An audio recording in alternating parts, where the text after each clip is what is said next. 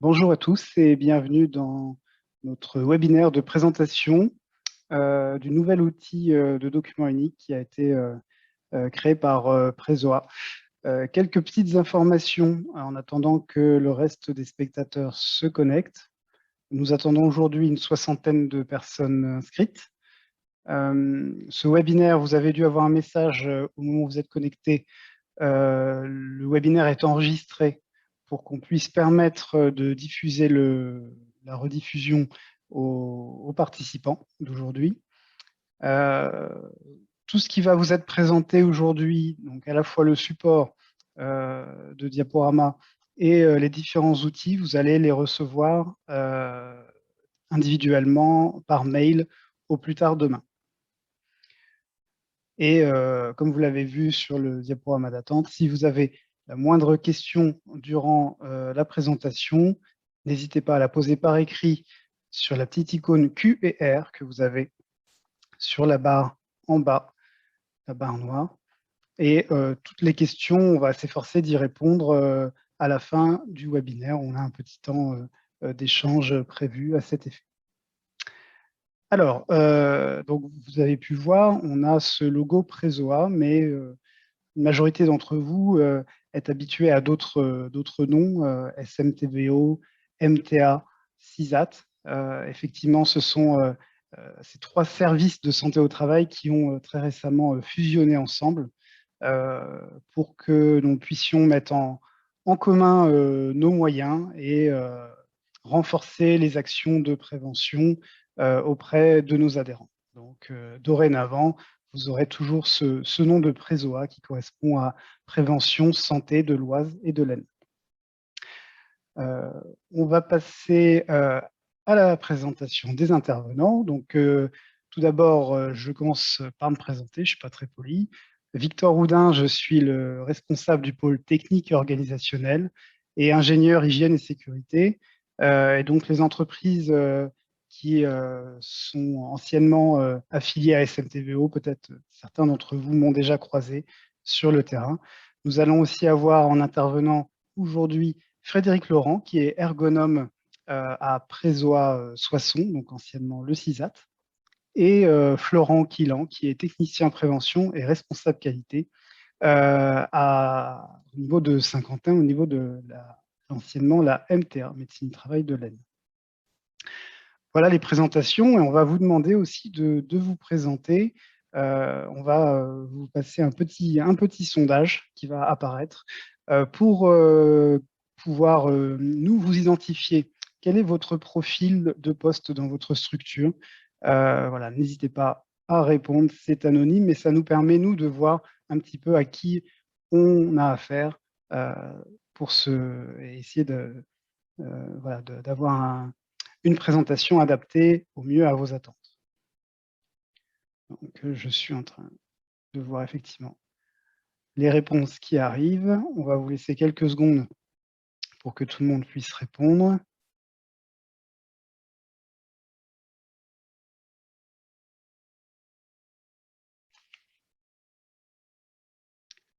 Très bien, on va pouvoir effectivement partager les résultats. Donc,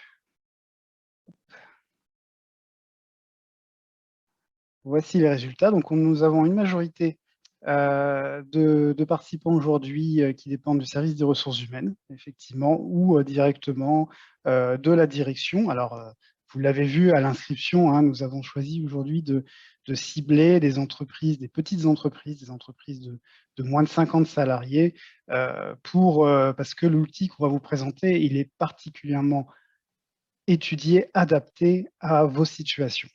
Hein. Donc, on va voir ça tout de suite. Tout d'abord, un petit programme. Ah, j'ai oublié encore une fois. Donc, on est 3 intervenants principaux, mais on a aussi 2 personnes en régie qui nous sont très utiles. Stéphanie Buisine de Saint-Quentin et Julie de Lyon qui est de Compiègne. Donc, Julie qui est aux commandes des espaces de discussion et puis Stéphanie qui s'occupe des sondages. Donc, merci à elle aussi de nous appuyer dans cette présentation. Notre ordre de jour. Donc, vous voyez un petit peu le sommaire. Je vais commencer par vous faire une petite introduction sur l'outil et sur les objectifs que nous sommes fixés aujourd'hui. Ensuite, je passerai la parole à Florent qui va nous parler de l'intérêt aussi de faire cette démarche de prévention. Frédéric va ensuite nous présenter directement ce fameux outil que nous avons créé pour vous. Et ensuite, Florent reprendra la parole pour vous présenter tous les petits outils annexes qui peuvent vous être utiles dans l'évaluation des risques professionnels. Quant à moi, je vous retrouverai à la fin pour l'accompagnement, la présentation des accompagnements que vous propose votre service de santé au travail. Et on aura tous ensemble ensuite ce petit temps d'échange à la fin pour les questions. Donc on prévoit pour tout ça moins d'1 heure, donc vous devriez être libéré pour 3 heures.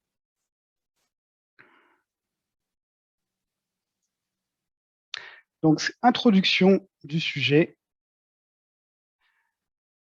Cet outil que l'on va vous présenter, c'est le fruit d'un travail commun entre les 3 anciens services qui a démarré bien avant la fusion de nos services. On était déjà dans une logique de fonctionnement en synergie. Le but étant pas de travailler chacun de notre côté, mais de pouvoir travailler ensemble, mettre en commun nos ressources et nos moyens, et puis pouvoir pratiquer de manière homogène l'accompagnement à l'évaluation des risques auprès de l'ensemble de nos adhérents. On a voulu vous proposer un outil donc, qui est commun, qui est adapté et durable. Il restera adapté depuis la réforme de la santé au travail qui date de cet été. Pour les petites entreprises, c'est tout à fait adapté aux obligations réglementaires. Donc, on est vraiment dans cet objectif de mieux accompagner les petites entreprises. Parce qu'on sait que ce n'est pas toujours un sujet très évident que le document unique quand on est une TPE ou une PME. Nos objectifs aujourd'hui, donc on va vous présenter cet outil. On va vous montrer au maximum comment ça fonctionne. Donc c'est un outil qui est informatique. Outil informatique, pourquoi? Parce que c'est plus facile à mettre à jour. Et vous l'avez compris, on va vous demander de la traçabilité, on va vous demander une mise à jour régulière et une traçabilité des versions antérieures. Donc, cet outil est particulièrement adapté à ces nouvelles demandes du législateur. C'est un outil qui est automatisé. Ça vous permet de vous faciliter le remplissage du document. On sait que ça peut être très rébarbatif. Et bien, on a essayé de faire en sorte que cet outil vous accompagne au mieux lors du remplissage, pour que vous puissiez gagner du temps et limiter le risque d'erreur. Donc, c'est un outil qui est aussi accessible au plus grand nombre. Il suffit c'est un fichier Excel donc qui est compatible avec la majorité des versions d'Excel qui sont actuellement utilisées en entreprise. Donc, vous pouvez vraiment vous en emparer et l'utiliser au quotidien. On va vous poser une deuxième petite question. Justement, est-ce que, en ce qui vous concerne, vous avez déjà démarré cette démarche d'évaluation des risques, de formalisation du document unique? Ou est-ce que pour vous, vous êtes vraiment à la première étape? C'est aussi important pour nous de savoir, parce qu'en fonction de ça, on va adapter notre discours. Je vous laisse quelques secondes pour répondre.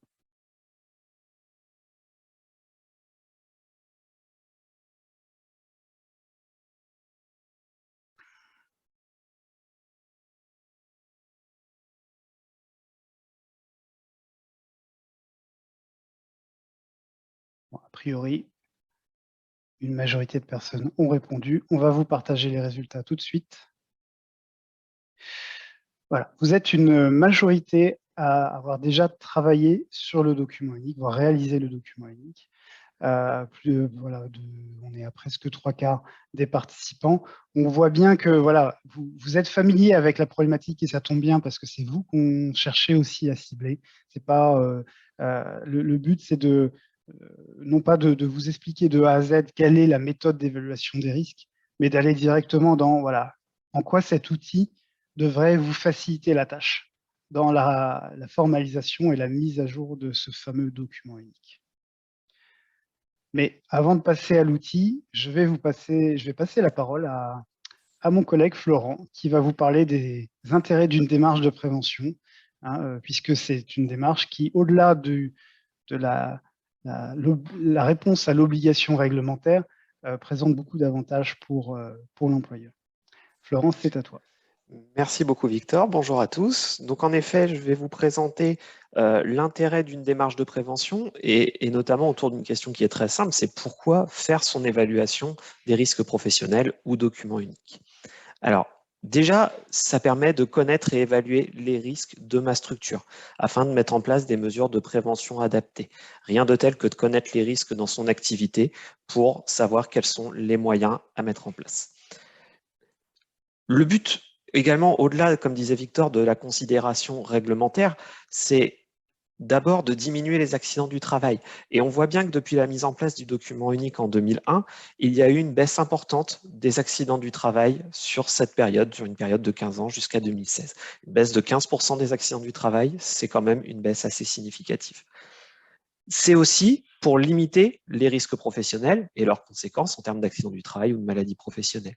Et notamment sur certains risques que l'on peut rencontrer très régulièrement en entreprise, comme la manutention manuelle, les chutes, qu'elles soient de hauteur ou de plein pied, les risques liés à l'outillage à main, tout type d'outillage, et également tous les autres risques que l'on peut rencontrer, le risque chimique, le risque vibration, le risque routier, etc., etc. Ce qu'il faut aussi garder à l'esprit, c'est qu'un accident du travail, c'est un coût important pour l'entreprise. Tout d'abord, c'est ce qu'on appelle le coût direct, c'est-à-dire la cotisation AT-MP, accident du travail et maladie professionnelle, qui intègre les indemnités journalières, les frais médicaux, les frais d'hospitalisation. Mais cette partie n'est que la face immergée de l'iceberg, puisqu'il y a également tous les coûts indirects, comme l'absence du salarié, son remplacement, une éventuelle baisse de productivité liée à son remplacement, des pertes de compétences qui peuvent être liées à l'absence d'un salarié qui a beaucoup d'expérience, l'image de marque, si on est sur des accidents très graves qui ont un retentissement au niveau médiatique, et éventuellement aussi en finalité de l'insatisfaction des clients, puisqu'on n'aura plus su répondre en temps et en heure à leurs demandes. Ce coût est estimé entre 3 et 4 fois le coût direct. Et un chiffre important qui est important de garder à l'esprit, c'est qu'un accident du travail avec un arrêt de moins de 5 jours, c'est estimé à 3 800 € de coût pour l'entreprise. Et un arrêt de moins de 5 jours, c'est un arrêt relativement court. Le document unique, c'est aussi un outil du quotidien, puisque on peut l'utiliser bien évidemment pour limiter l'absentéisme, en travaillant sur les conditions de travail et sur notamment le matériel nécessaire à la bonne réalisation du travail. Dans le cadre de l'intégration d'un nouveau collaborateur, puisque environ un tiers des accidents du travail concernent des salariés qui ont moins d'1 an d'ancienneté au poste. Quand l'on développe une nouvelle activité dans une entreprise pour mieux identifier les risques en amont et mettre en place des mesures adaptées, pour déterminer les équipements de travail pour l'activité. Et tout ça, en fin de compte, est un outil en faveur de la performance de l'entreprise par des bonnes conditions de travail et des salariés présents à leur poste. Il faut savoir également que la prévention est un bon investissement pour l'entreprise. On a souvent cette remarque de dire la prévention coûte cher. Alors la prévention a un coût, c'est vrai, mais pour 1 € dépensé, c'est une économie de 2,2 à 4,8 € d'économie pour l'entreprise, selon plusieurs études. Donc c'est un vrai investissement pour l'entreprise. Alors, l'intérêt de la démarche de prévention, c'est aussi de créer son document unique dans des bonnes conditions et en respectant certaines grandes étapes. Notamment la préparation de l'évaluation en identifiant ce qu'on appelle les unités de travail ou les groupes d'exposition homogènes, les GEH, par activité, selon aussi l'organisation de votre entreprise. Identifier les risques présents sur chaque activité. Ce ne seront pas les mêmes risques pour un atelier de production ou pour un service administratif. Les évaluer, c'est-à-dire déterminer quel est le risque prioritaire et quel est le risque secondaire. Et à la suite de ça, bien évidemment, mettre en place un plan d'action visant à améliorer les conditions de travail. Tout ça, après, s'inscrit dans le cadre d'un suivi des actions et une mise à jour du document unique, à minimum 1 fois par an, mais également autant de fois que nécessaire en cas notamment de changement notable de l'activité. Vous changez de locaux, vous changez un bâtiment, une nouvelle machine qui arrive dans vos ateliers, ça peut nécessiter la mise à jour du document unique. Nous allons vous proposer un dernier sondage. Et en fait, vous nous avez répondu tout à l'heure sur le fait de savoir si vous aviez un document unique dans votre structure. Maintenant, ce qu'on aimerait savoir, c'est est-ce que votre document unique est, je dirais, relativement à jour? C'est-à-dire, est-ce que vous avez fait une mise à jour, par exemple, sur l'année 2020? Donc là, vous avez la petite fenêtre qui s'est ouverte. On va vous laisser quelques instants pour répondre.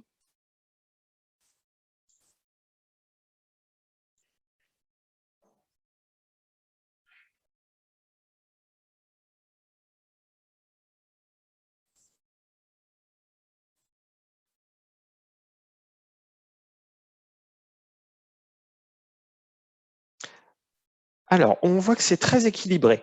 Nous avons 53% de participants qui ont un document unique à jour, c'est-à-dire globalement fait sur au moins l'année 2020, et 48% pour lequel il n'est pas à jour. Donc, je vous répète cette notion, on va dire, qui est notamment réglementaire, mise à jour à minimum une fois par an et à chaque changement notable dans l'activité. Changement qui a quand même une certaine importance. Si vous changez une lampe de bureau d'un collaborateur, pas forcément besoin de mettre à jour le document unique. Mais une nouvelle machine, un nouvel atelier de production, ça a son importance. Je vais maintenant laisser la parole à Frédéric, qui va vous présenter l'outil de manière beaucoup plus précise pour que vous puissiez voir son fonctionnement en conditions réelles. Frédéric, je te laisse la parole. Okay. Merci Florent. Est-ce que je pourrais avoir la main sur le document? Voilà, c'est parfait. Alors bonjour à tous, Frédéric Laurent, je suis ergonome sur Soissons. Alors je vais vous présenter ce fichier Excel en 2 temps, avec une première passe où on va regarder de manière globale de quoi elle est constituée. Et puis ensuite, on ira voir un peu plus en détail avec 3 exemples. Alors voilà, ce fichier Excel, il se compose de 8 feuilles que vous avez en bas: mode d'emploi, page de garde, organisation des secours, méthodologie, liste des postes et tâches, évaluation des risques. Donc ça, c'est vraiment la page centrale sur laquelle tout va être consigné. Ensuite, une synthèse et une conclusion. Alors, la première page, mode d'emploi, ça va reprendre tout ce que je vais vous présenter là durant ce webinaire. On retrouve ici les 8 pages et sur le côté du mode d'emploi, vous trouvez les 3 grandes étapes. La première étape qui va être d'identifier les risques professionnels. La deuxième étape, de les évaluer. Donc, on va vous proposer des grilles d'évaluation en collaboration avec la CARSAT, puisque ce sont des grilles de la CARSAT. Et ensuite, le plan d'action. Donc, voici les 3 grandes étapes. On y va pour la page de garde.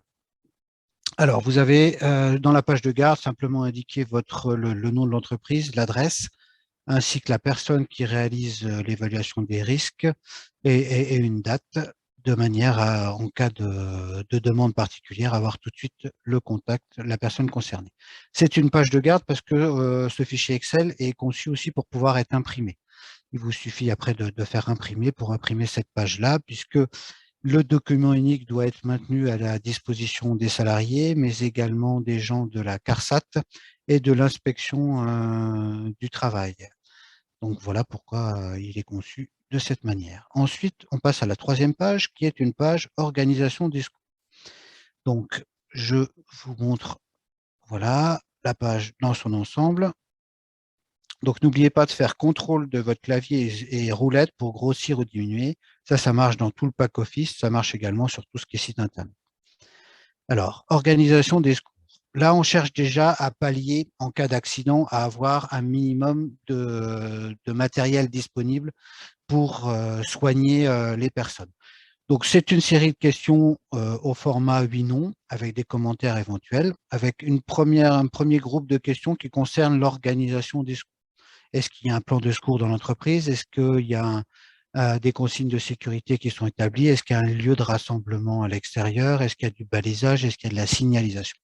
Donc, premier point déjà, pour tout ce qui est secours, est-ce qu'il y a une organisation particulière? Ensuite, on verra les moyens d'alerte. Est-ce que l'entreprise possède de l'alarme? Est-ce qu'il possède une centrale incendie? Est-ce qu'il possède des détecteurs, des déclencheurs manuels? Donc simplement oui, non.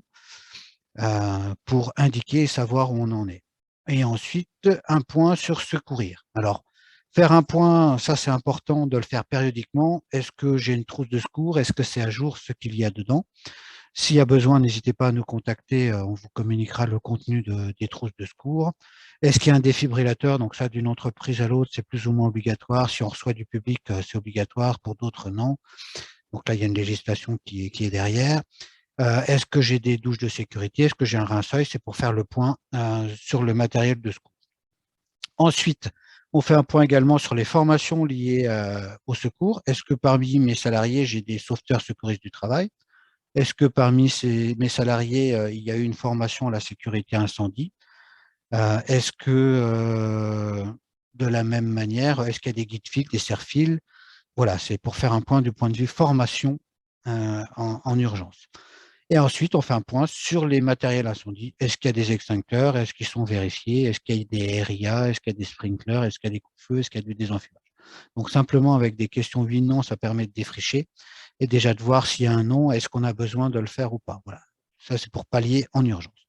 Donc, voilà cette feuille organisation. Ensuite, on passe à la 4e page, qui est la page méthodologie. Donc là, il y a déjà Victor. Donc, voilà, je vous la montre en grand auparavant. Voilà, c'est composé de 4 tableaux. Et ensuite, je rezoome dessus pour que vous puissiez lire en même temps. Donc voilà, donc l'important, la méthodologie, mais là, Victor et Florent vous en avez déjà parlé. L'important, c'est qu'il y ait au moins une ou deux personnes, dans l'idéal, un binôme pour faire cette évaluation à minima dans les petites entreprises, de manière à regarder et à découper l'entreprise en unités de travail. Unité de travail, ça se rapproche beaucoup des activités de travail ou également des groupes homogènes d'exposition, c'est-à-dire que c'est des gens qui sont exposés de la même manière au risque. Voilà. Et une fois qu'on a défini nos unités de travail, je ne sais pas, je prends l'exemple d'une boulangerie, on va mettre le boulanger, ça va être une activité de travail, ça va être une unité de travail. Il y aura le risque porte de charge, il y aura le risque farine, il y aura le risque lié à l'utilisation des machines. Et on fera une autre unité de travail pour les gens qui sont plutôt en magasin, qui font de la vente. Là, ce sera plutôt le risque agression, le risque lié au transfert d'argent, par exemple, le risque lié au travail répétitif. Ce sera plus répétitif que de la manutention manuelle. Voilà. Et donc, une fois qu'on a découpé en unité de travail, le but, c'est de serrer les différentes activités qui sont à l'intérieur. Donc, appuyez-vous sur les fiches de poste, hein, ou sinon, vous allez voir les salariés, qu'est-ce que tu fais comme principales activités dans ton travail, de manière à avoir un schéma des différents types d'activités pour ensuite trouver les risques qui peuvent s'y rattacher. Donc après, en fonction des activités de travail, tout à l'heure, je reprenais manutention manuelle, et ça, c'est un risque particulier, et comme ça, on retrouve une série de risques en fonction des activités qui sont évoquées lors de la fiche de poste ou lors des entretiens avec les salariés. Une fois qu'on a identifié ces risques, on verra au travers d'exemples, hein, ce sera un peu plus parlant que là, nous disposons de 3 grilles d'évaluation qui vont nous permettre après de nous donner un score sur ce risque. Est-ce qu'il faut travailler en priorité dessus ou est-ce qu'on peut se permettre un tout petit peu de temps? Donc, une première grille qui va concerner la gravité. On se met dans la situation qu'il y a un accident et qu'est-ce qu'il peut y avoir comme conséquence pour la personne concernée. Il y a une échelle à 4 niveaux avec des scores 1, 5, 10, 50. S'il y a un accident de travail sans arrêt de travail, on va mettre niveau 1. S'il y a un accident de travail avec un arrêt de travail, on va mettre 5. Il risque d'y avoir des séquelles un peu plus importantes, on va mettre une cotation de 10. Et s'il y a des conséquences lourdes, avec notamment, par exemple, la mort, on mettra une cotation 50. Deuxième grille d'évaluation, après, ce risque, on va le quantifier en termes de probabilité. Notre échelle de valeur, notre gamme de mesures, ça va être sur 8 heures de travail. Donc, pour les gens qui sont à temps partiel, on n'oublie pas de conserver l'échelle de 8 heures. Si c'est une personne qui travaille que 2 heures par jour, qui font du nettoyage, on va quantifier la probabilité en regard de ces 2 heures de travail. Et on va déjà découper en deux. Est-ce que cette exposition à ce danger, à ce risque, dure plus de 25% du temps ou moins de 25% du temps dans la journée ou sur la semaine? Donc, comme ça, on saura si on a une cotation 1,5 ou si on a une cotation plutôt 10 à 50.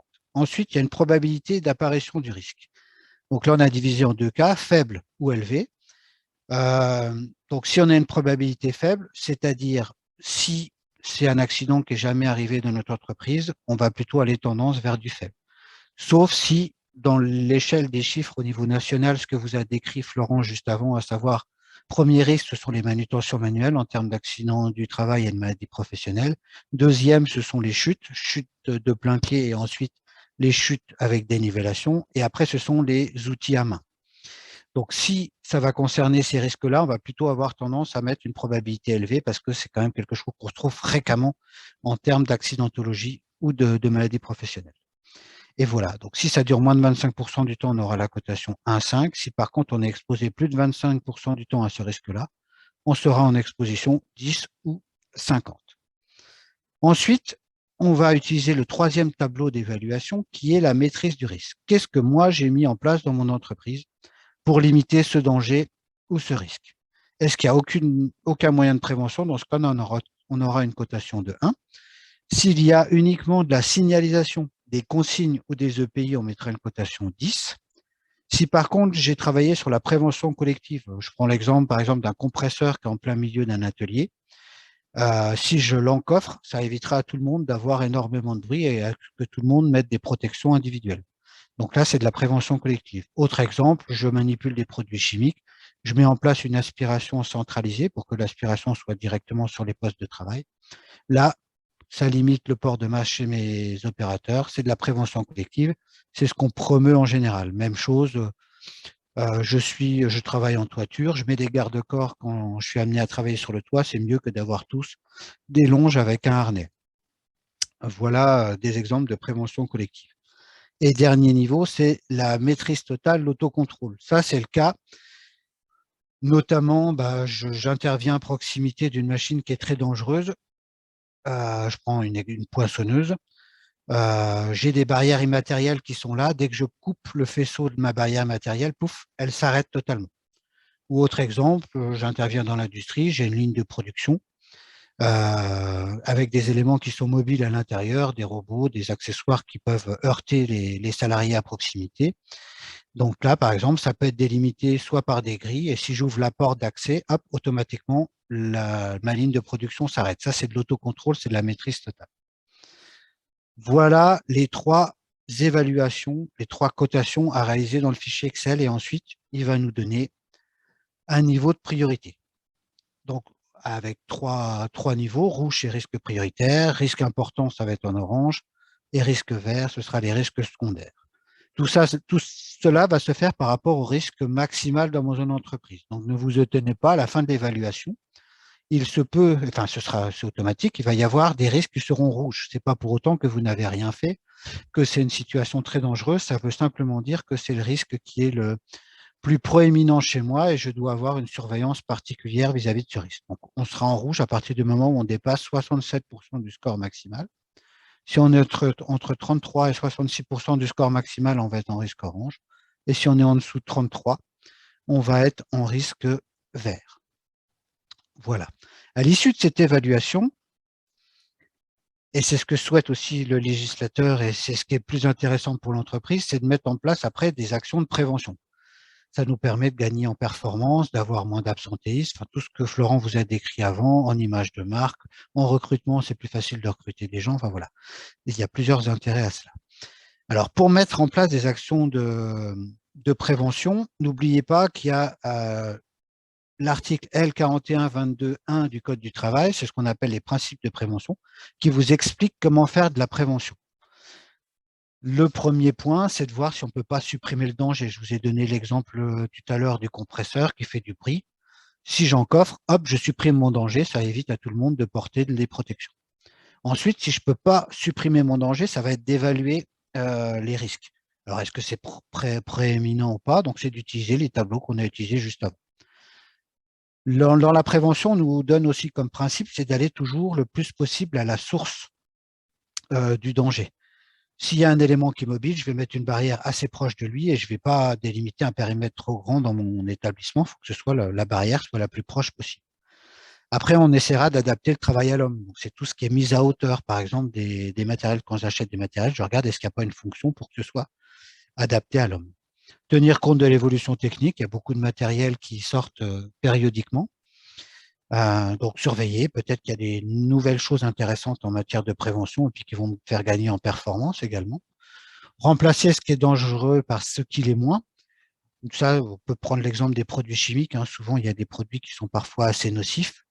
Maintenant, l'INRS et d'autres organismes travaillent sur des substitutifs. Donc, il y a des listes de produits qui peuvent être moins dangereux, moins nocifs. Après, planifier de la prévention. Donc, c'est ce qu'on vient de faire là, prévoir une organisation, le technique et l'humain. C'est ce qui est marqué aussi pour vous aider à trouver des pistes de solutions. Ce qu'on recommande, c'est d'essayer de travailler dans les 3 domaines, à la fois dans le technique, dans l'organisationnel et dans l'humain, dans la formation. Pas uniquement sur une dimension. En général, on constate que les résultats en matière de prévention ne sont pas totalement performants. Si on agit sur les 3 dimensions, en général, on a de très bons résultats. Voilà. Et après, toujours des mesures de prévention collective par rapport aux préventions individuelles. Et en dernier point, on donne de la formation aux travailleurs. Mais dans la mesure du possible, si on peut éviter le danger, de le protéger de manière collective, voilà, ça nous évite aussi de mettre en place beaucoup de démarches de communication avec les salariés, puisque c'est directement de la prévention intégrée. Donc voilà pour la méthodologie et la cotation ainsi que l'évaluation pour faire notre plan de prévention. Maintenant, on va passer à ce qui est plutôt le caractère actif du fichier Excel, les fiches qui vont être plus concrètes. Alors, vous retrouvez ici une fiche qu'on appelle unité de travail, liste des poches et tâches. Donc, vous retrouvez un certain nombre de colonnes ici. Alors, veillez à conserver la première colonne ici et la ligne 7, parce qu'on va voir que c'est très utile, ça va nous permettre de faire des raccourcis tout à l'heure et de gagner du temps. Donc là, vous avez les différentes unités de travail. Donc, on vous en a déjà pré-rempli certaines pour vous aider, mais après, on va voir que c'est personnalisable. Vous pouvez les remplir à votre guise. On verra dans l'exemple. Donc, par exemple, une personne d'accueil, elle fait de l'accueil du public, elle fait également du travail sur écran. Après, elle peut faire des tâches administratives. Enfin, après, c'est à vous de rajouter pour que ça colle bien à votre image de l'entreprise. Et donc là, vous avez pas mal de possibilités de rentrer des unités de travail. On a serré un peu tous les types et il y a même encore des colonnes qui sont déjà libres pour vous. Voilà pour les unités de travail. Et ensuite, recenser les différentes tâches qui sont à l'intérieur avec le salarié ou via la fiche de poste. Voilà, ça c'était la feuille liste des postes et tâches. Ensuite, on va aller dans le cœur, et là vous avez un exemple sous les yeux, de l'évaluation des risques avec le tableau, avec toute la partie ici, identification des risques. Ensuite, une partie d'évaluation des risques et la partie plan d'action qui est derrière. Donc voilà, je peux prendre un exemple, voilà, une personne ici qui fait enfin ça je vais en parler après, donc je ne vais pas rentrer dans le détail. Voilà, une personne qui fait de l'accueil, qui fait du travail sur écran. Donc dans la première colonne, on définit le poste de travail. Deuxième colonne, on va avoir la tâche concernée. Là, c'est pendant la phase où elle fait de l'accueil du public, du contact avec les clientèles. Le risque identifié qu'on a dans un menu déroulant qui va apparaître, c'est travail sur écran. Donc, il y a tout un menu déroulant. On décrit le risque. Donc là, vous avez des aides. On a déjà à l'intérieur du logiciel un certain nombre de choix. On verra tout ça à travers de l'exemple après. Les conséquences que peut avoir ce danger pour la personne, ça se remplit automatiquement. Les moyens de prévention que vous avez mis en place dans l'entreprise et les cotations, gravité, qu'on retrouve là, les échelles de score qu'on a vues juste avant, probabilité, moyens de maîtrise, avec un niveau de risque qui se fait automatiquement. Et là, par exemple, là, dans ce cas-là, on a vu qu'il serait intéressant de mettre un repose-pied à disposition de la personne. On vous propose aussi plusieurs pistes de propositions. C'est l'avantage du fichier Excel. Une personne qui va être responsable de cette action et un délai. Voilà. Ensuite, je passe à la dernière page et on va revoir tout ça en détail au travers de 3 exemples. Ensuite, vous avez une feuille synthèse qui vous reprécise sous forme de radar l'ensemble des risques. Donc ça, c'était une entreprise qui faisait de la maintenance industrielle et vous retrouvez tous les risques qu'on a pu identifier chez elle. Le risque proéminent, c'était le risque explosion incendie parce qu'elle faisait beaucoup de soudure, mais surtout aussi parce qu'on a constaté que les extincteurs, il était nécessaire de les mettre à jour dans les véhicules de déplacement. Donc, du coup, c'est le risque principal. Après, c'était le risque électrique, parce qu'ils font aussi de la maintenance électrique. mais il y avait déjà pas mal de choses de mise en place, donc c'est un risque qui était moins proéminent chez eux. Voilà pour la synthèse. Et après, vous pouvez cocher une fonction en particulier, atelier mécanique, et on voit les principaux risques. Donc là, c'était émission de poussière, manutention manuelle et explosion incendie, et le risque proéminent qui était présent dans cette entreprise. Celui-là, c'est multiplicité des lieux de travail, parce qu'ils travaillaient dans plusieurs locaux. Voilà. Et si vous voulez l'annuler, vous annulez là. Donc là, vous avez une notice aussi pour voir comment est-ce que ça fonctionne, cette page-là. Et ensuite, vous avez la page conclusion qui vous rappelle le réglementaire sur le document unique, mais on vous l'a déjà dit, à disposition des salariés, des membres. Alors oui, la nouvelle réglementation précise qu'il faut aussi demander au CSE d'apporter sa contribution dans l'évaluation du document unique. Ça, c'est la dernière Santé Travail qui a précisé ça. Aussi à disposition du médecin du travail, de l'inspection et de la CARSAT. Mise à jour une fois par an, dès qu'il y a des changements notables. La dernière loi précise une durée d'archivage de 40 ans et de manière dématérialisée. Donc, c'est pour ça qu'on vous l'a proposé également en fichier informatique. Comme ça, vous repartez de l'existant et vous notez juste les modifications d'une année sur l'autre.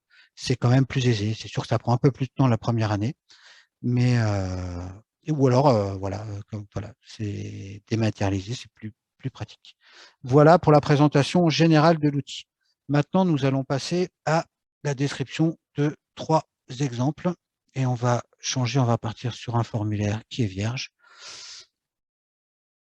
Et voilà, donc on se retrouve directement à la page 5 où on est dans le terrain. Alors, je vais vous parler d'une entreprise qui fait de la maintenance, cette fois-ci informatique, dans laquelle il y a 3 personnes. Il y a une première personne qui fait de l'accueil et qui fait des tâches administratives. Donc,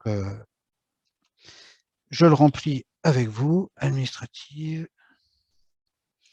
Voilà cette fonction. Donc, elle fait de l'accueil du public, elle fait du travail sur écran, mais elle fait également des tâches administratives. Donc, je rajoute tâches administrative pour bien coller à mon activité. Une petite erreur. Voilà.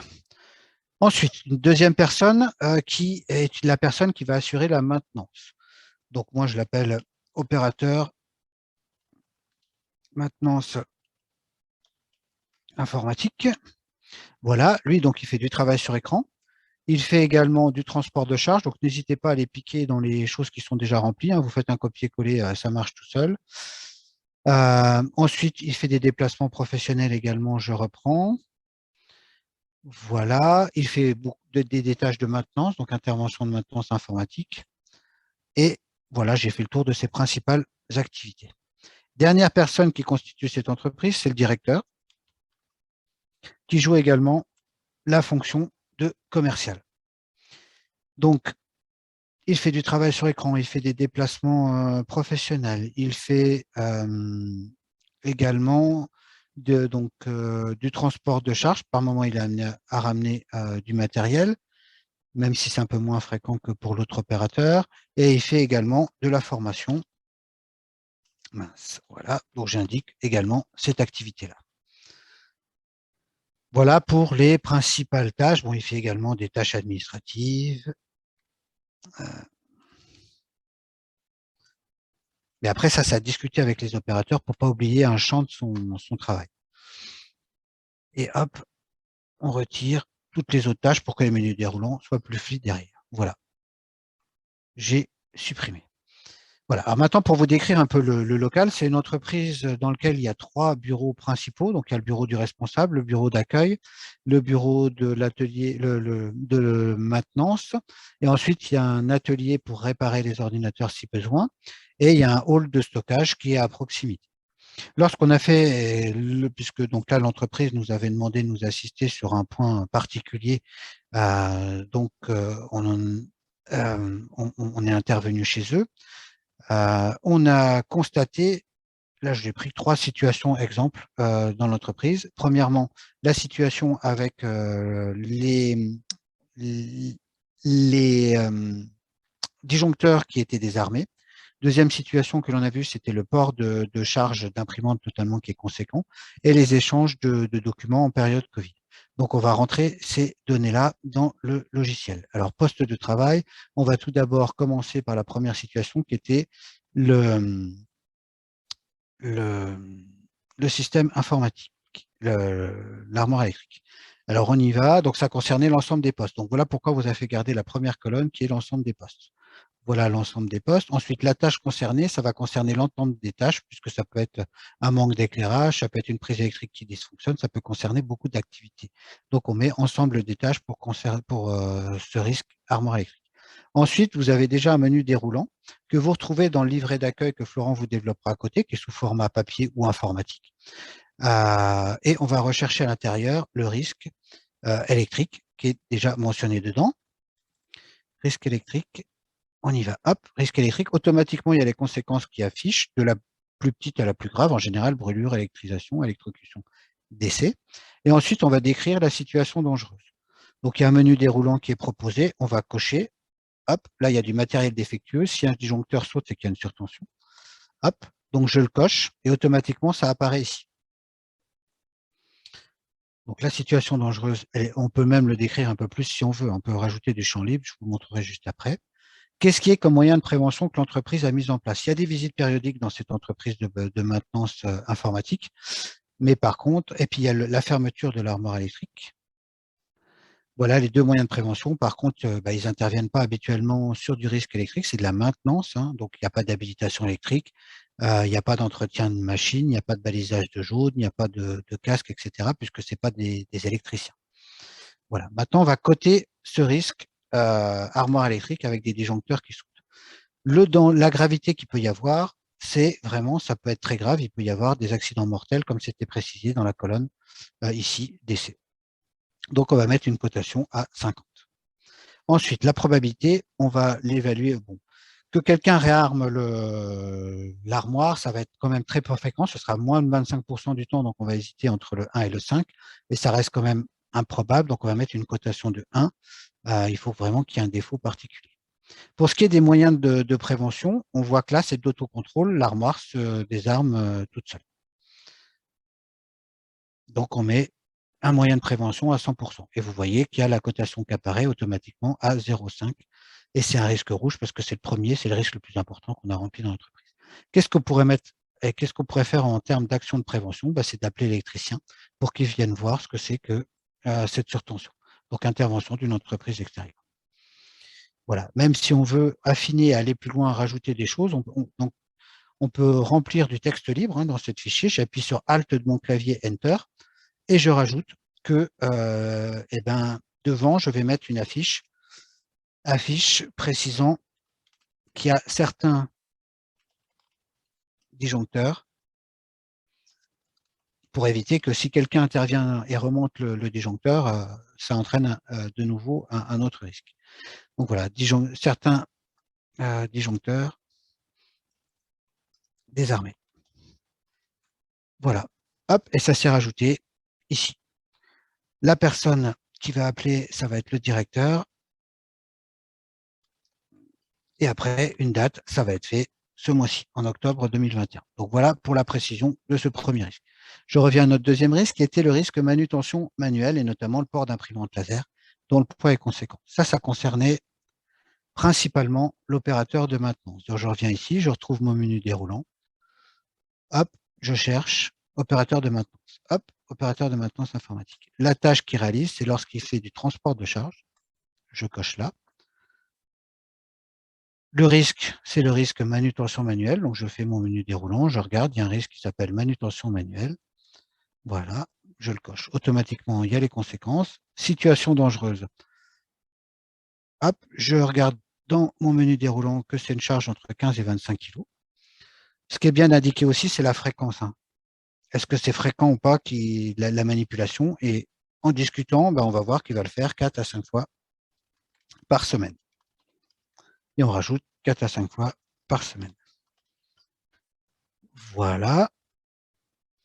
Après, on va passer aux moyens de prévention qui sont existants dans l'entreprise.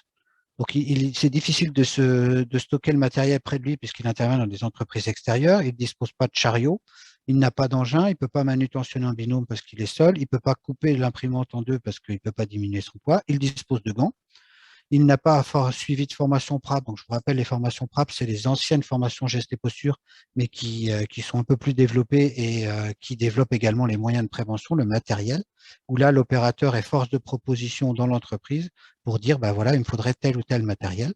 Et il peut prendre des pauses régulières. Donc, voilà les pistes de prévention.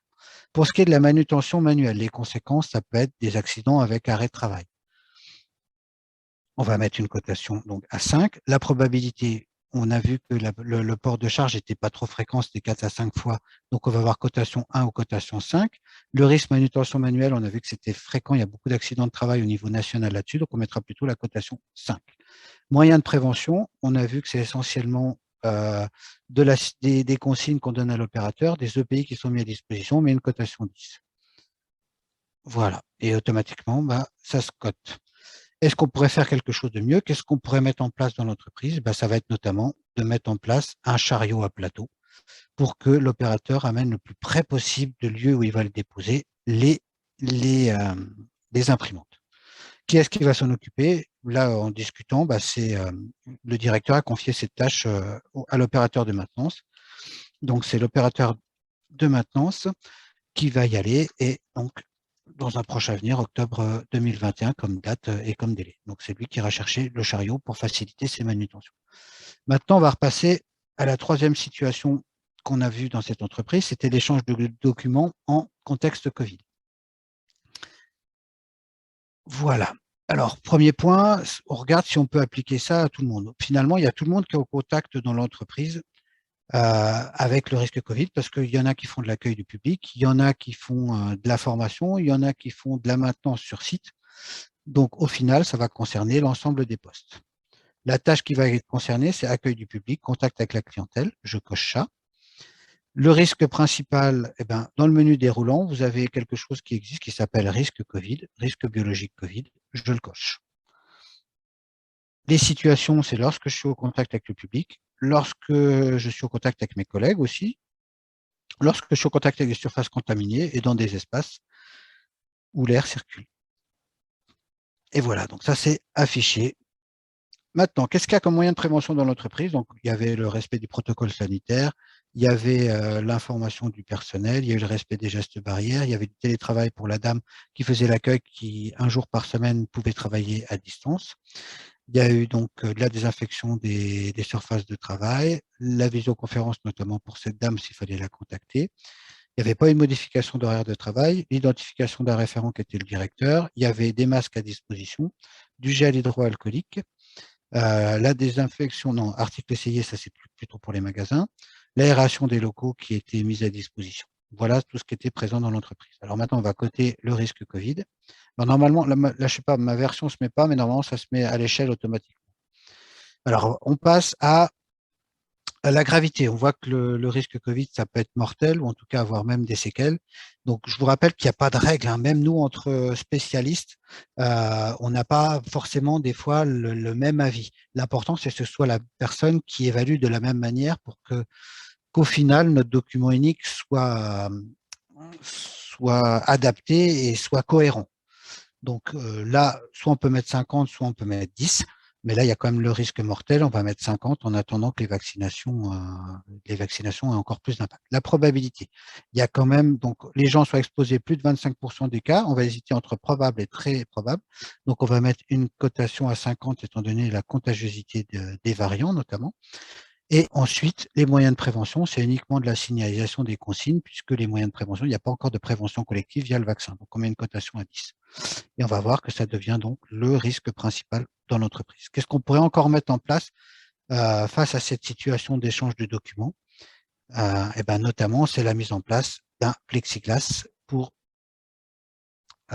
limiter notamment les projections à l'opérateur.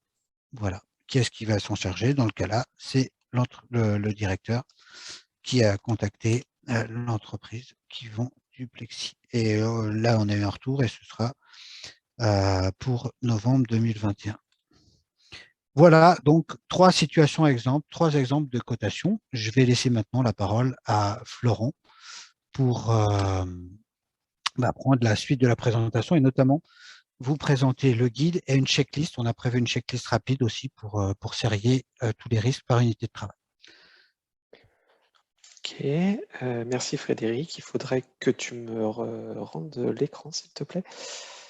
Ouais, arrêtez, c'est parti. Merci. Alors, pour la suite, merci beaucoup pour cette présentation très complète.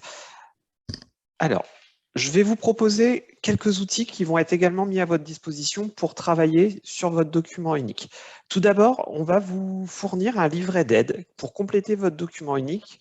C'est un outil de groupe de travail, c'est-à-dire que c'est un petit peu un guide complet avec les principaux risques professionnels qui sont intégrés dedans, les situations dangereuses, je dirais, qu'on peut retrouver de manière classique en lien avec ces risques, et également un certain nombre de mesures de prévention qui sont indiquées pour vous aider à, je dirais, vous guider en parallèle de l'outil. Donc, c'est un petit livret qui est sur un format imprimable de manière très simple et qui pourra vous servir d'outil d'aide en complément de notre outil Excel sur le document unique ou même éventuellement en utilisant vos propres outils actuels. Un deuxième outil qui va vous être fourni, qui est plus un outil cette fois de terrain, c'est une checklist d'observation des postes. En fait, c'est une checklist sur laquelle vous allez pouvoir enregistrer des risques professionnels et des activités en lien avec un poste. Pour une fois que vous avez fait une observation de poste avec un ou plusieurs intervenants, vous pouvez reprendre cette checklist pour déterminer quelles sont les activités sur ce poste et les situations dangereuses que vous avez repérées. Tous ces outils-là vont vous aider à construire votre document unique. Je vais maintenant laisser la parole à Victor pour la présentation de nos différentes prestations de services. Merci Florent. Donc pour conclure ce webinaire, un petit aparté effectivement, puisqu'on sait que vous n'êtes pas forcément au courant de tout ce que votre service de santé au travail peut vous apporter en termes d'accompagnement en dehors du suivi individuel des salariés. Donc sachez que nous pouvons intervenir dans votre entreprise sur différentes problématiques. Déjà, sur un volet identification des risques, eh bien, nous sommes équipés pour réaliser des mesures de bruit, des mesures d'éclairage et des mesures de vibration pour l'utilisation notamment de chariots automoteurs, d'engins, tondeuses, etc. On est aussi en capacité, si vous nous fournissez vos fiches de sécurité, de vous faire une analyse de ces fiches et un résumé avec des pistes de préconisation sur les produits les plus dangereux. On peut aussi être sur une évaluation des risques qui est plus de l'analyse que du dépistage. Donc sur le risque chimique, on peut aller beaucoup plus loin sur voilà, l'utilisation des produits chimiques en entreprise, de quelle manière c'est utilisé, quelles sont les quantités pour essayer de trouver ensemble des solutions pour limiter l'exposition. Nous avons aussi des psychologues du travail qui peuvent intervenir et vous accompagner sur l'évaluation des risques psychosociaux, hein, qui est vraiment une problématique très, très complexe pour les entreprises. Et nous avons aussi la possibilité d'intervenir en sensibilisation directement auprès de vos salariés sur divers thèmes, le travail sur écran, le travail de nuit, le travail posté, tout ce qui est sensibilisation sur le tabac, sur l'alcool, les addictions, sur le bruit, sur le risque chimique. Voilà, plein de thématiques différentes. Et après, si vous avez des besoins particuliers, on peut essayer de s'adapter. Et on est aussi conseiller de l'employeur sur la conception et le réaménagement des locaux de travail, sur le choix des équipements de protection, sur tout ce qui est, voilà, tout ce qui a trait de près ou de loin à la santé et sécurité au travail. Et voilà, il nous reste 5 petites minutes. On va passer aux questions. On a reçu quelques questions, surtout vers la fin de la présentation. Donc, je vais les récupérer tout de suite et je vais pouvoir donc les poser aux différents intervenants. Alors, première question qui a été en partie répondue par Frédéric à la fin de sa présentation, et donc je vais lui laisser la parole sur cette question, c'est le problème d'évaluation de la gravité. par exemple, une chute de plein pied qui peut se révéler aussi bien négligeable que mortelle. Comment savoir faire le bon choix sur ce score de gravité, Frédéric? Bah, tout d'abord, il faut que ce soit homogène déjà dans les différentes situations où il y a des risques de plein pied. On voit qu'au niveau fréquence, c'est un risque qui est prépondérant. Donc déjà, c'est de mettre le même item concernant la gravité. Donc vous pouvez prendre un score médian. Il n'y a pas de bonne ou de mauvaise réponse dans ce cas-là, puisque les conséquences peuvent être très très variées d'une chute à l'autre. Par contre, on peut quand même considérer que tout ce qui est chute avec des nivellations, tout ce qui est chute sur escalier, il y aurait quand même des conséquences qui sont plus importantes que sur la marche de plein pied tout de même. Voilà, donc pour la cotation, la probabilité, par contre, sachez que là, la cotation sera quelque chose de très très fréquent, donc le score de probabilité reste élevé dans ce cas-là. Voilà, donc après, bah, pour les moyens de prévention, c'est beaucoup d'affichage, notamment à côté des rampes d'escalier, de la communication sur la rapidité des déplacements. Il existe des entreprises qui interviennent spécifiquement sur ça avec des harnais pour se rendre compte de ce que c'est qu'une chute. Voilà, je ne sais pas si j'ai répondu à la question, mais c'est sûr que le caractère gravité, chacun peut avoir une évaluation différente en fonction de la situation. Il faut que ce soit homogène dans l'entreprise et non plus de rester réaliste, de ne pas majorer systématiquement la mort pour une chute de plein pied. Ça me paraît peut-être un peu majoré. Voilà. Effectivement, comme tu le dis, de toute façon, voilà, le score en lui-même sur un risque ne veut pas dire grand-chose. Le score sert à comparer les risques les uns par rapport aux autres. Donc, tant qu'il y a Ouais, et le surtout, même point de vue sur l'ensemble des risques. c'est ça, et c'est de voir, de travailler. Donc là, moi, je conseille de bien se repérer quand même aux accidents les plus fréquents. C'est fréquent les chutes, hein, ça a l'air de rien, mais c'est très fréquent. Donc là, ce serait majorer quand même la probabilité et travailler sur les pistes de prévention, qui est le but du document unique. L'évaluation en elle-même, il faut peut-être pas passer énormément de temps sur l'évaluation. C'est surtout sur la discussion autour des pistes de prévention que c'est important. Merci Frédéric. Petite question, voilà, du coup, à Florent pour alterner. Euh, pour une entreprise où il y aurait plusieurs grandes activités, la question qu'on nous pose, c'est est-il possible de dupliquer les onglets pour pouvoir séparer par grandes activités, pour avoir des mises à jour du document unique plus facilement gérables euh, et en termes de participation des personnes concernées? Est-ce que je ne sais pas si j'étais très clair? Oui, oui, tu étais parfaitement clair. Alors, créer plusieurs onglets, il faudrait le redévelopper en termes d'outils, puisque on n'a pas imaginé l'outil sur une possibilité de dupliquer des onglets. Après, ce qu'il faut garder à l'esprit, c'est que ça reste une base Excel avec tous ses avantages, c'est-à-dire qu'on peut filtrer facilement, on peut retrier facilement. Donc, du coup, on peut facilement imaginer, pour avoir un visuel d'un seul poste, filtrer en début de tableau et dire je ne veux que le poste d'administratif, par exemple. Donc ça, c'est une possibilité. Après, si vraiment vous voulez différencier les éléments, je dirais que rien ne vous interdit de faire éventuellement plusieurs tableaux, plusieurs fichiers différents pour votre entreprise. Si on a plusieurs grandes activités différentes, c'est pas du tout interdit de faire plusieurs fichiers différents. Après, je dirais petit conseil quand même autour de ça, d'essayer de limiter le nombre de fichiers, puisque plus il y a de fichiers, plus c'est lourd à gérer. Donc après, il y a toujours un risque d'oubli, de confusion. Donc ce serait pas forcément une bonne idée sur une activité avec 20 unités de travail différentes de faire 20 fichiers différents.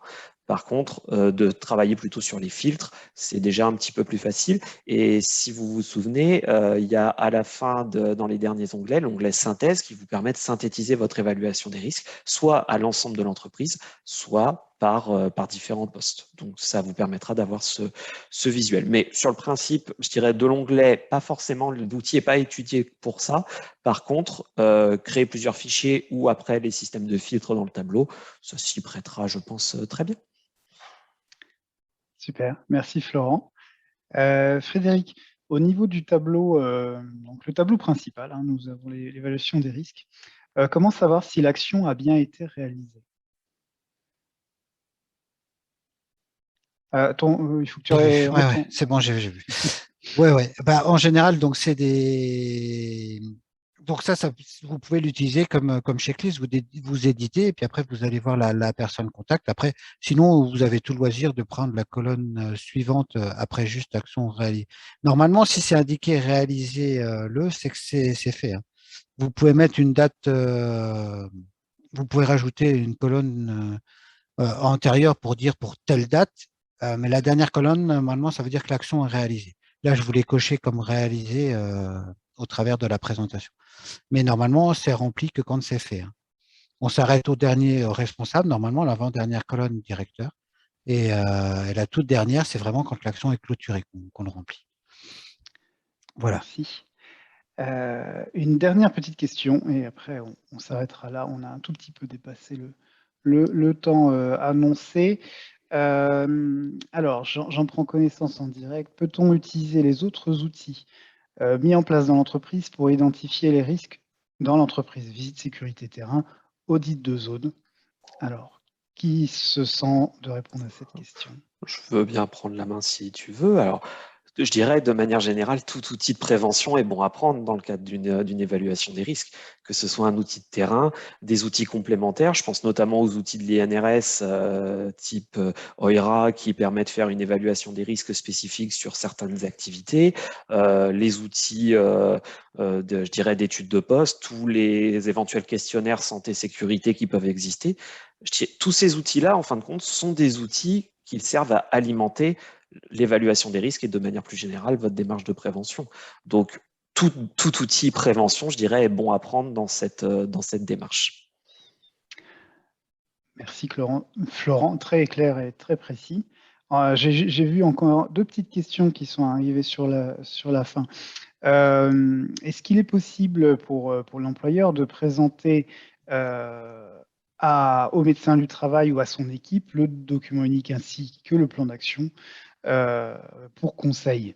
Bien entendu, hein, que ce soit en entreprise ou chez nous, vous avez la possibilité, soit en contactant directement le médecin du travail, soit en contactant son équipe. Si vous avez les contacts directement, ça fait tout à fait partie de notre mission de conseil de vous accompagner au mieux si vous avez un doute. On ne va pas faire l'ensemble du travail à votre place, mais par contre, on est effectivement dans ce rôle de conseil et ce rôle a été renforcé en plus avec la toute dernière réforme. Et une dernière petite question sur laquelle je vais aussi répondre en direct, hein, parce que voilà, comme ça je participe aussi un petit peu. Y a-t-il des subventions, des aides financières pour les mises en sécurité des locaux? Alors là, normalement, on est avec des entreprises de moins de 50 salariés. Si vous êtes une entreprise de moins de 50 salariés, vous pouvez bénéficier de subventions prévention de la part de la CARSAT.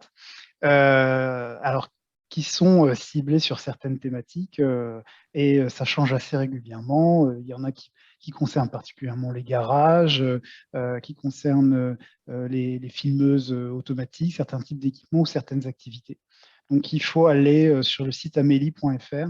Vous allez pouvoir avoir un onglet aide financière sur lequel vous allez voir les différentes aides qui sont en cours.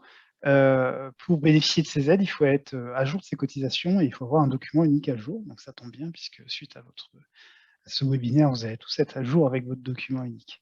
On peut aussi vous conseiller plus directement sur ces aides financières. Il y a notamment une subvention prévention sur tout ce qui est prévention des TMS, sur lesquels, pour pouvoir bénéficier d'une prise en charge des équipements techniques ou des formations, vous allez devoir avoir une étude, une évaluation externe d'une personne compétente, et notamment un hyper-P, un ergonome, un préventeur, qui va donc passer dans votre entreprise, regarder avec vous la situation, vous proposer des actions, et ces actions, elles pourront être prises en charge en partie par la CARSAT. On est, selon les aides, entre 30 et 50% du montant hors taxe pris en charge sur devis, avec des plafonds qui peuvent monter jusqu'à 25 000 €. Voilà, ça, c'est les subventions les plus simples. Après, il y a d'autres dispositifs qui existent. N'hésitez pas à contacter votre contrôleur sécurité CARSAT local qui pourra vous en dire plus. Je vérifie s'il y a d'autres questions. Je pense cette fois-ci qu'on a fait le tour. Il est 15h07. Alors, juste avant de vous libérer, une petite information. Dès que nous allons mettre fin au webinaire, vous allez avoir une petite enquête qui va apparaître. Une enquête de satisfaction. C'est pour savoir si ce webinaire a bien répondu à vos attentes. Ça dure 1 minute. Hein, c'est vraiment 4 petites questions. C'est très vite répondu. Mais pour nous, ça a beaucoup d'importance. Donc, n'hésitez pas voilà, à répondre à cette petite enquête à la fin du webinaire. Et donc, il nous reste juste à vous remercier pour votre participation. On espère effectivement que ce webinaire a répondu à vos attentes. Et puis, n'hésitez pas à contacter vos équipes locales si vous avez besoin d'un accompagnement supplémentaire. Merci à tous et bonne journée. Merci, Bon bonne journée. après-midi. Merci à vous. Au revoir.